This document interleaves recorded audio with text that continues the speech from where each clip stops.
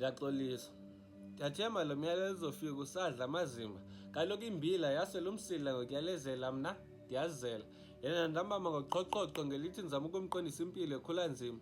Nezo nyembezi ndiziqokelela mane ndisithi indoda ikhali. Eyi, kunzima ukwamkela isimo selityinjana elisakhasayo. Mna ukuba mdala ndisikhethelanga, nto nje isihluze sempilo sisesanshiya ndize, kazi mna ndizoba ngonjani uyise kolwam usapho ngoba ukudla ndikubonanga. Xeshikweni zazibila sijikelwa nanguyelo besicinga uyasala. Inoba le nimba wayibolekise ngayo ndiyasola. Yonke le mihla ndicanda amathafa ndizama indima oqala omdala.